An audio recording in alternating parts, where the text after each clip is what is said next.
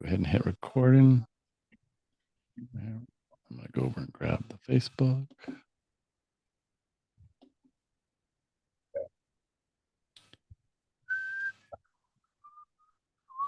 Gotta get pulled over.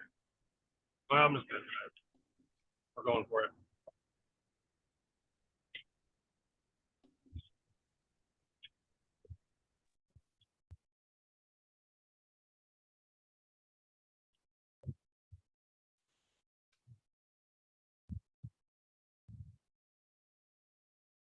All right. We are back live at 5 on this beautiful September evening. Looks like you're out surveying properties or doing something. I am. I just left one. I gotta head to another one. I was gonna pull over, but I need to. I'm gonna multitask here as we drive, and so I can get home. All right. Well, we are happy to be here live at 5. Happy to welcome all of our new members. We've had a couple hundred members come in the last couple of weeks, or last week actually, a couple hundred members. So welcome to the community, and please always know that we're here to answer questions, support you in your real estate endeavors. Whether you're wanting to decide if you're going to quit your 9 to 5 and kind of come full-time into real estate investing like Jason and I, or if it's just a way to supplement your retirement, your kids' education, whatever that may be, that's great too. We welcome all people who are interested in investing and building wealth in real estate, as Jason and I and many of our community have. So, and you'll notice if you post something in the group, sometimes it's Jason, sometimes it's myself, sometimes it's one of our other coaches, and sometimes it's just other community members that have experience in whatever area that they are commenting on. So, and we are certainly grateful and thankful and grateful for all of the members that do comment on people's posts and help us kind of coach up our community. So thank you so much. Tonight, 100%. Yeah, 110%. Tonight, we're talking about maximizing rental income. So this is really the BRRRR strategy that we teach, but we're not talking about the specifics of the BRRRR strategy, really more of once you own it, you fix it up if you need to rent it. We're not talking about the finance side. We're really talking about nuts and bolts in the weeds. These Monday nights are trainings. These aren't, we switched from before. We were kind of doing a format where we were a little more conversational, just talking about what was going on. These are very specific to trainings, right? These, we have modules that we've recorded, but these are actually live. And so if you have a question, and we're going to, we'll probably give away something free tonight. I don't even know what it is, but we're going to give away something free. So if you stay tuned for the next 20 minutes ish, maybe a little longer, we're going to give away something to just say thank you for tuning in and to show how much we appreciate you being here and how passionate we are about helping people change their lives through wealth creation and real estate to give them financial freedom. So tonight we're talking about rental income, maximizing rental income. The number one thing we've got 3 things to talk about. We're going to talk about criteria for identifying property. We're going to talk about optimizing the tenant screening process, and we're going to talk about common maintenance issues that impact cash flow. And I guarantee you, when we get to number 3, you're going to learn something. I'm going to learn something, because Jason is a master at this, equipping a house and getting it kind of rent ready. That goes beyond carpet and paint. I'll just put it that way. So number 1, criteria to identify property with strong rental demand. So how do we identify properties that we're not guessing that they're going to rent okay, that we know for certain what they're going to rent for and what our income stream is going to be? Yeah. So the first thing you want to identify as an investor is, find out what your risk tolerance is in types of investment properties that you personally feel comfortable owning and the asset class that you want to rent to. All right. So once you've identified that, then yes, you may solely find yourself renting in A-class neighborhoods out in the suburbs, and that's going to carry you well, and the principles we're going to talk to there. But you may very well, be wanting to rent in B and C-class neighborhoods, which is totally fine. You just need to identify the asset classes that you're wanting to rent in. So next step on that is, once you've identified, the asset class that you feel comfortable with, understanding, within that asset class, what is the, preferred return on investment that you're looking for. And so you can buy, cheaper houses in C-class neighborhoods, but you're not going to get as much of a rent. You can buy houses in the suburbs, and you're going to pay more, but you're going to get a better class of tenant. And so this is important. Again, as you're just looking at a cash and cash or a return on investment perspective, which asset class is going to serve you best and which one you've got the tolerance for. And then, yeah, you're able to move forward and identify the properties that, again, we're going to jump ahead because, or I'm not going to jump ahead, but identifying the properties that are going to give you consistent returns.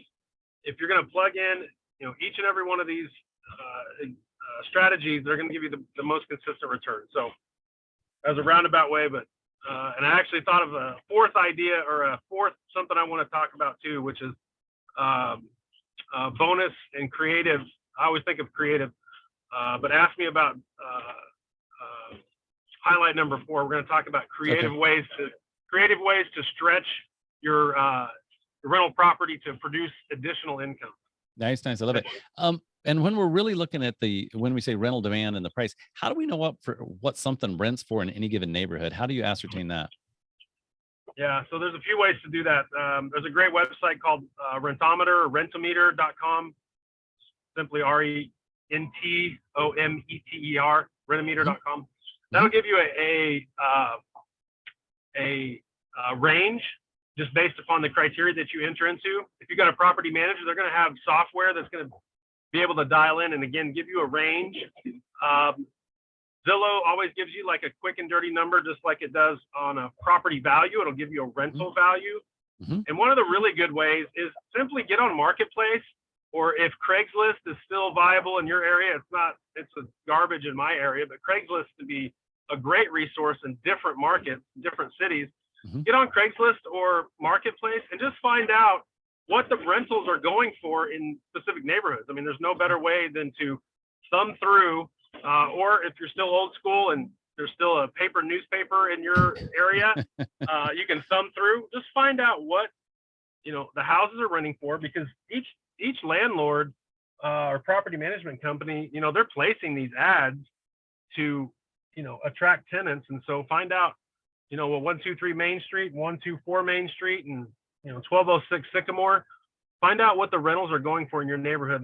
That's a really great way, just kind of down and dirty, to see and evaluate the rental prices, and then price yours accordingly. Does this one have more amenities, similar beds and baths, similar square footage? Do I have a fenced yard in the garage and they don't? All these things, just much like you're comping a property for sale, you're going to be comping for a rental. And is there any way to determine, and I actually use Trulia. Sometimes I use Trulia, and then I also use Furnish Finders for if I'm looking at renting a property fully furnished, which you can usually get a little bit more, but that's whole nother strategy. But is there a way to determine good rental demand for a market when you're looking at different neighborhoods? Is there a way that you kind of look at it and say, okay, I know that's going to rent immediately, or this has got a little oversaturated, or kind of what do you look for when we're looking at rental demand? So again, there's no substitute. Personally, I have a property manager, and yes, they can spit out reports with their software left and right. And so, if you've got access to your property manager and you can get these software reports, or reports printed off of their software, that's great. That's going to be good market research. If you're self-managing and you don't have that, then yes, to me, there's no substitute. And again, I'm not familiar with many of the programs and software that's out there for self-managing. I know like Buildium, a lot of people use Buildium, and I know they've got integrations. If you're going to be managing your portfolio and using a software like Buildium, they're going to have resources. Just the down and dirty ninja way is you literally just look through and you see, where the rental properties are. And typically, if you're an investor, you're gonna know, leaning one way or the other, where the rental neighborhoods are and where the homeowner, investment property, or sorry, where the rentals are and where the property owners are. So that's great to keep in mind, because as you're looking for an investment, as you're looking for an investment in to wanting to evaluate whether it's a rental area or a good flip area, that's market research, and that's what you're going to need to keep in mind as well. Perfect. And just a reminder, we will be giving away something. Jason and I are going to make it up on the fly, but we will be giving away some training. I got an idea. Well, let's not tell them yet. Let's not tell them yet. We're going to give away Okay. some training towards the end of this video. We're going to tell you what to drop in the comments. And also, if you have a specific return that you like to see on your rentals, please feel free to pop that in the comments as well. If you look, you're like, well, I want to, one rule of thumb is 1%. Is the rent rate for, like, if a house is $100,000, you want to rent it for $1,000 a month, right? That's kind of a 1% rule. But is there a specific rate of return that you're trying to get on rentals? And feel free to drop those in the comments. Question number two, topic number two, optimizing the tenant screening process. So this could be a make or break for a rental, right? And you and I have both had nightmare tenants, and we've also had tenants that have been with us years and years. And I mean, I've got some tenants that have been with me 7, 8 years at least, if not, since I owned the house, right? They moved in and they've been in there ever since. So optimizing the tenant screening process, how do we make sure that we do that? So again, if you've got a property manager, you're going to lean into their systems. If you don't, you're going to borrow from their systems. But this is critical because if you've got an investment property and you have a turnover in 6 or 12 months and you find out the place was trashed, I mean, it's a sucker punch. It's a gut punch. I mean, it's totally. Like all that hard work, that little bit of cash flow that you've gotten each month is just going to eaten up. So screening your tenant is critical. I mean, it's absolutely critical. I mean, much like we, as a house flipper, we are pre-qualifying our buyer, making sure that we're going to, land with the best buyer that's got, is going to, again, not always the highest offer wins, but is going to get to the finish line. We want a tenant that is, going to be, not problematic, pay on time, and be a good, tenant in the property that, we are clinging to is cash flow and appreciate and all that.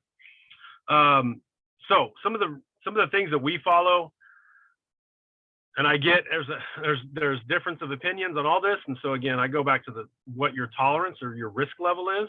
We don't rent to felons. We do not rent to poor credit risks. We screen their work history. Typically, you're going to want, traditional wisdom says they need about 3 times the income per the rent. That's a minimum, in my opinion. Some people even go less than that. So if they make $3,000 a month, traditional wisdom would say, well, they could afford $1,000 in rent. Right. I think that puts somebody a little too tight, and you're going to set them up for failure. So I'd like to see, 3.2 to 3.5%. And, it just gives it a more of a cushion. But yeah, and just, you're qualifying. And if you've got a property, and on the front end, we always ask for application fee. If somebody can't afford a $25 application fee, they're not going to be a good fit for our property. And it's a non-refundable. And so if they bellyache about the $25 non-refundable, and you can choose to refund them later on if you want, but if they're bellyaching about a non-refundable deposit or application fee, then they're not going to be a good fit. So some of these small hurdles that are going to qualify you a better tenant, I think you should put in front. I've borrowed some of our screening process from our rent to own process, and it's been very effective. So on some of our rent to own process, we're identifying somebody that's got some capital they want to put down on a property, an option up front with a rent to own, the idea of owning later. What we do, and again, we can translate it over. Ask for something very simple on your rental application. For instance, send us an email to a very specific email, and type in this on the header or the subject line. If somebody can't follow direction like, hey, email me at this email address with this in the subject line, it may not be a good fit. So putting small hurdles in the way, and again, you can also borrow this from a screening process on a hiring process. Putting very small, not deal breaker type of hurdles in someone's way is going to qualify you a good tenant. Because again, if they're not, if they can't follow the instructions of,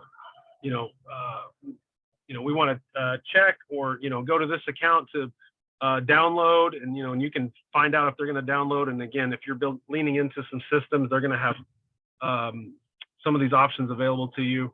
But you're trying to screen out the best tenant that's going to pay on time, not give you any problems, is going to report any issues with the house instead of just trying to cover them up.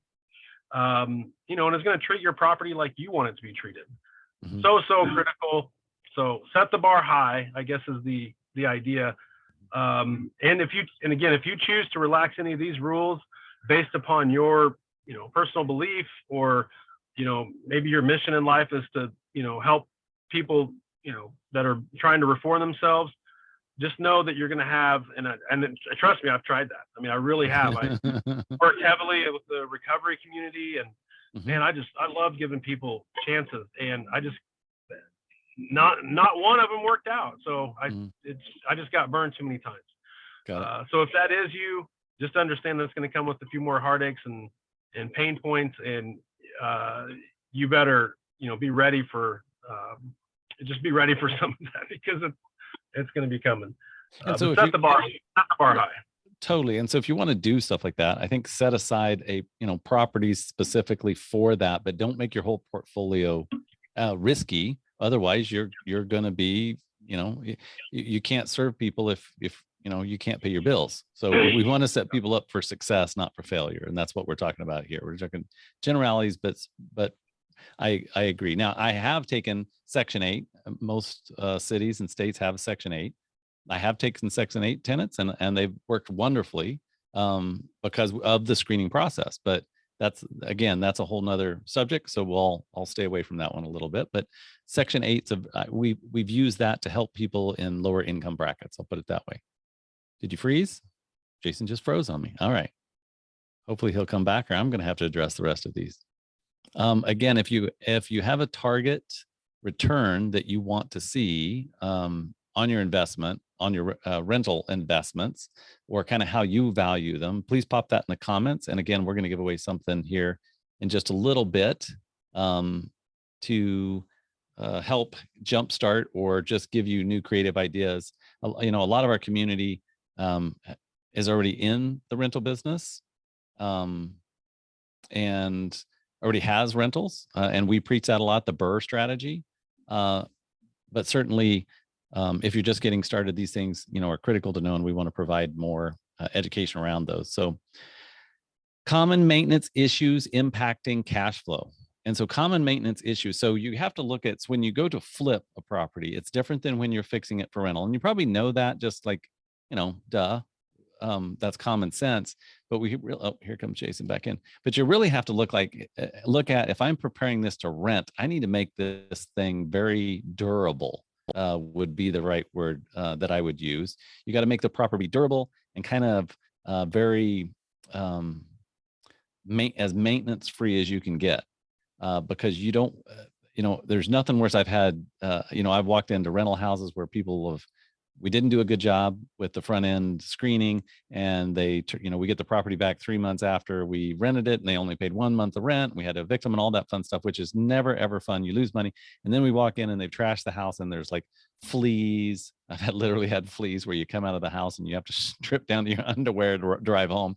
But you don't want to, like carpet. We learned early on that carpet isn't the best for rentals, because you have to, no matter what, I don't care if they live there 6 months or 6 years, you always have to replace carpet. So we got away from carpet and went with more solid surface. So Jason, we're talking about, if you're back on, common maintenance issue and impacting cash flow. And I just talked about that there's a difference between flipping and renting houses, and you need to kind of bulletproof or make these more maintenance free. So what's some of your pointers around the maintenance issues that impact cash flow? Yeah. So some of the big ones that you mentioned, the carpet, that's 100%.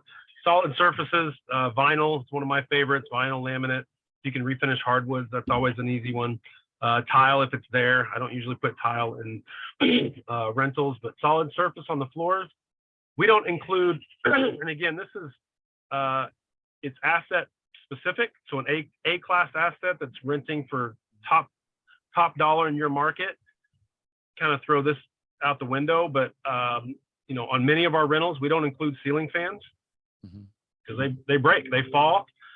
We don't include dishwashers on many of them. I mean, again, this is like a C-class decision that we make because, you know, they just break and they flood things. I never put an ice maker in. I've had too many. I've had 4 of them in rentals, and all 4 of them have leaked. Tenant starts to put the refrigerator around. I mean, if they want ice in the door and water in the door, they're not going to get it in one of my properties. When you get, and I've had it again on all my rentals, but I've had it in my life on my houses before. Those ice lines, those ice maker lines, start leaking, and you don't know it for a week. Right. And by that, so to me, I mitigate that risk. I don't do that. Yeah, again, just, you know, some of the common sense things, you know, we usually put maybe it's not common sense. We usually put a higher sheen on the walls of paint because they're easier to clean. I mean, if you paint a flat wall, it's going to show all the dirt and smudge. And if you paint it with a satin or a semi-gloss, it's going to clean easier. And so I don't have to repaint between turnovers. I can easily just clean. Same with cabinets. If they're painted, you know, we will repaint and we'll use a higher gloss sheen because they can get, you know, cleaned off. If they're not painted, we don't typically paint because, you know, then they start chipping. And so I prefer stained cabinets and we leave them that way if possible. You just, you know, anything you can look down and you ask any seasoned, you know, landlord, you know, what are their top 50 things that they've gotten calls on, you know, things breaking and malfunctioning and backing up, you know, all that stuff, just address those, you know, plumbing issues. We upgrade our plumbing early on. If you've got, if we've got old outdated plumbing, it's just going to cause problems. So get it updated and out of the way. Electrical, same thing. If you've got breakers that are flipping because they're on old, you know, old fuses, or, you know, you need rework in your box, get things like that updated big time. Laundry rooms, put the drip pans in your, or you update your hot and cold in your drain. I've seen too many times where they've, you know, had an old, and so if the hot and cold water valves for the washing machine are dripping, they're just dripping on the floor and they're not dripping into the reservoir and down to the drain. That's an easy update. Installing drip pans on your water heaters, again, same thing. Anything that can cause damage, and water is always a big one. Downspouts, gutter extensions. I mean, all these things can just wreak havoc on your property. And you want to mitigate against that as much as you can. Yes, you definitely want to bulletproof your property, because otherwise anything that will go wrong if you own enough rental properties, and you want to mitigate that as much as possible. A lot of times if we have a water heater that's even close to marginal, we'll replace it, just because it's like you get a water heater that goes out at 2 a.m. on a Friday night, and you're going to pay twice as much to get that thing replaced on the weekend. So you want to take care of that. You want to make sure your filters, you know, you're getting regular maintenance on your HVAC. You can get those filters changed regularly, because if you don't, that's an expensive thing, right? So it's just little things like that. To your point, Jason, you just really want to take care of as many maintenance issues as possible, because if it can break, it will break. It's just a matter of time, and it's much better to be proactive on the front side. And the nice thing is you can expense a lot of that off right off the front. So you get these tax write-offs right off the front, which are nice too. And some, you know, a lot of times on the finance side, we talk about, you know, how you finance this and don't have to put your own money into the rentals, or how you can put some in and then pull it back when you actually rent. But that's for financing. And tonight we're just talking about tenants. So, So what was your fourth thing? What was your fourth thing you wanted to throw in tonight? So additional revenue streams on a rental. So we traditionally think, you know, here's a 3-bed, 2-bath, 1,200 square foot house, and it's going to rent for $800, right? Or $1,000 or $1,200 or $1,500. Yeah, I was whatever. Gonna say anymore, it's like $1,500 to $2,000 easily. I'm like, I don't know where you're renting a 3-bed, 2-bath for $800. It's renting for an arm and a leg. All right. Mm-hmm. So, and it just depends on if the property will allow this.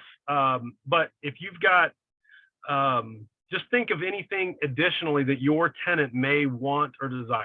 Mm-hmm. You know, if you've got a duplex, can you add or a quadplex? Can you add a washer and dryer or a laundry room? Pay a coin op, any type of a coin op that you can put in the common space can generate more revenue. You have a carport, a garage. You don't necessarily, if it's a detached garage or carport or something on that land, you can rent that out separately. Mm-hmm. You have a storage unit, you know, that's maybe on the property or accessible to the property. You know, maybe your tenant would like to, you know, have additional storage. You know, and I haven't done the coin op, but, you know, we've rented out additional garages and storage units.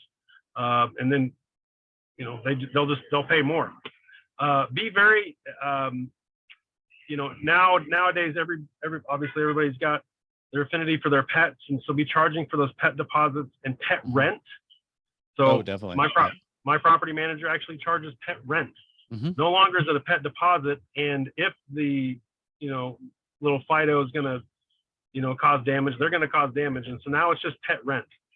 You know, so any of these things, and additionally, depending on what your lease states, you know, you can offer like snow shoveling, you know, depending on where you're at, if that happens often or it never happens, but, you know, you can offer amenities like that, should the need arise, you know, for a price.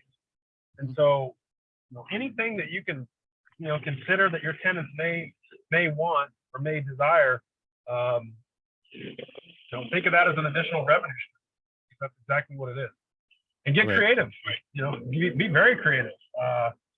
You know, if there's an opportunity for you to, and especially with, you know, rates so high, and, you know, more amenities and borrow, you know, I always think, I've had a mentor tell me this, that, you know, many of our ideas within real estate, we think new ideas come from within real estate, but borrow from other industries.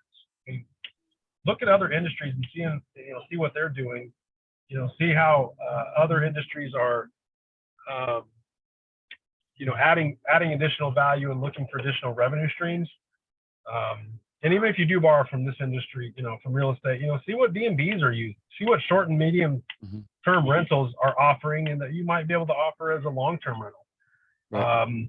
And, you know, if it makes sense, I mean, I wouldn't suggest going and, you know, adding a playground and park and squash and pickleball court. But if it had a return on investment, I mean, I have a buddy that did that. He put a pickleball court in the middle of his 8-plex. And, you know, he's going for that type of a clientele. And, you know, I didn't talk hard numbers with him on what specifically that was projected rent increase, but be thinking in that direction at least, and how you can maximize, you know, your rental that you've got and what somebody might be interested in paying. Right. Let me pop over here. Just give me 1 second. I got a question here. There's a couple of them. What if it's your first rental or flip? What's the best way to establish appropriate area? I think we talked about that a little bit for a flip. That's really kind of driving and making sure, right, that you know your neighborhoods and kind of know, you know, typically I like to buy in neighborhoods where there's more owners than there are renters, but, you know, to each their own. Establish your risk tolerance. Yeah. And that's a self-assessment. You need to take that, you know, my answer, you know, may not fit everybody. And, you know, again, I'm fine investing in B and C class neighborhoods, but I would never try to talk somebody into that if it just scares them to death and they wouldn't want to drive in some of the neighborhoods that I have rentals in at night. You know, that's not you that don't. And it depends on your long-term investment goals, right? I mean, that's really right. Cash versus long-term asset type thing. Tiffany also said, make sure tenants know not to keep outside hose hooked up over the winter. And that brings up an important thing to make sure that, you know, that the house is you don't just lease it and walk away. You do need to drive by, you need to take looks, or if you have a property management company, they should be going in periodically to look at the property, because you definitely don't want I mean, I've had that happen on my own house where I left the hose hooked up and the first freeze Yeah. broke the thing. So you kind of need to think about those things, and in the different seasons, what might your house need to keep it like during rainy season, like you talked about, Jason, making sure the downspouts have extension so you're not getting water back against the foundation, things like that. 100%.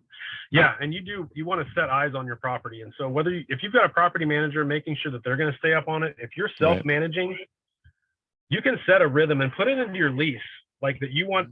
And again, I know plenty of investors do this because they, and newer investors especially, you want to get, you want to get in there and get eyes on a property. Put in your lease that you will come and inspect the furnace and change the filter once a month. Now, does that furnace filter need changed once a month? No. Every 3 to 4, 5 months is totally fine. But yeah, you can get in and get eyes on your property. You get to know your tenant.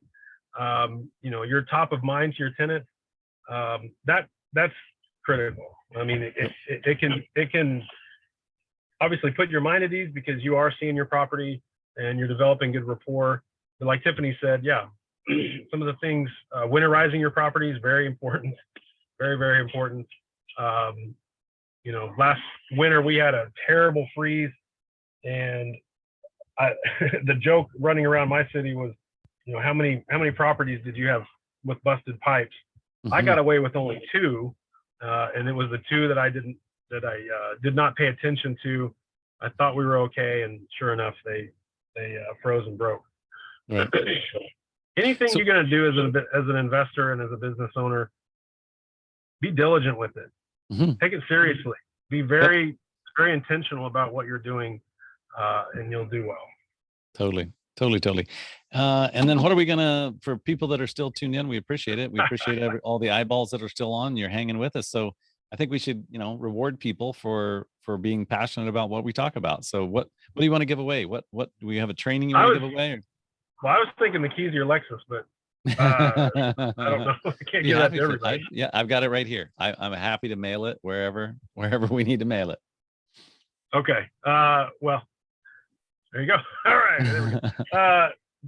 I would let's pull one of our trainings out. It would be kind of what I was thinking. I mean, we've done some trainings on bulletproofing your rental, right? Bulletproofing your rental. So let's pull that one out. So if you want a copy of our training that's in our module, so we obviously coach people, we train people how to do what we do, and we have a whole community that's separate from this one that is kind of what we call our pro group. And so inside there, we have a bunch of modules. We have like 60 or 70 different lessons, but we're going to pull one of those lessons out that talks specifically about bulletproofing your rental. So if you'd like a copy of that, just drop in the comments bulletproof, and we will, or just how about, bulletproof. Just put bulletproof in the comments, and Scott or James, a couple of our coaches, will reach out to you and make sure you get a copy of that. So just drop bulletproof in the comments, and then Scott or James will be happy to get you a copy of that lesson, so you can see more ideas in how to kind of make your rental as profitable and and with the least amount of maintenance as possible. So yeah, I think that's all we've got. Go ahead. That was a great module too, and I encourage anybody listening to that, drop that in there, because we did go a lot more in depth on exactly how to bulletproof your rental and really to protect your asset. I mean, that's the whole idea, is you're wanting to protect that asset. You've spent the time and effort and money to obtain the asset, and you want to just assume that the tenant you're placing is not going to love it as much as you do, and so you're going to bulletproof it. So there's some good training in there. Totally. And in closing thoughts, we've got some really cool stuff coming up this week in the group. So just kind of stick around the group. We're going to announce some different things. And then we do have an in-person training actually in Wichita, where Jason's based. We have an in-person training happening like the third weekend of October. If you'd like to be a part of that and would like details, just drop in live training, and we'll be happy to get you details on kind of that live training. So 2 things that you can get tonight, training bulletproof. We'll tell you how to bulletproof your rental. And then if you want to know more about the live training, the 2-day in-person, where Jason, myself, some of our coaches will be there, certainly just put in the comments live training, and either Coach Scott or Coach James or myself or Jason or one of our team will reach out and get you details on that live training. We love the live training. It's, we try to keep it to an intimate group so that everybody has, so we'll probably have 30, 40 people there, but we try to keep it so that we can give one-on-one attention. We're going to talk about planning. We're going to talk about planning your next, quarter, your month, quarter, and year, and then give specific strategies and tips. We've got some software experts. It's just phenomenal. We always come away with their super pumped. Last time, or 2 times ago when we had the training, I think I want to say 70 or 80% of the people that came to the live training within 10 days had another house under contract. So they did a whole nother deal from just that training. So certainly if you want to jumpstart your real estate investing, or if you're already an investor and want to just, take it to the next level, type live training in, and one of us will reach out and kind of tell you what that's entailed. But it's going to be a super awesome event. We're really looking forward to that as well. So thanks so much, Jason, for this evening. I will look forward to, and we're going to do some, we're going to highlight some of the successes from some of our community members this week as well. So I know several nights I'm interviewing some of our community, so certainly stay tuned to those as well. So super excited about this week. Lots of fun stuff happening in the community. And then you and I will see each other a week from today, live at 5 next Monday. All right. See ya. All right. Thanks, Jason.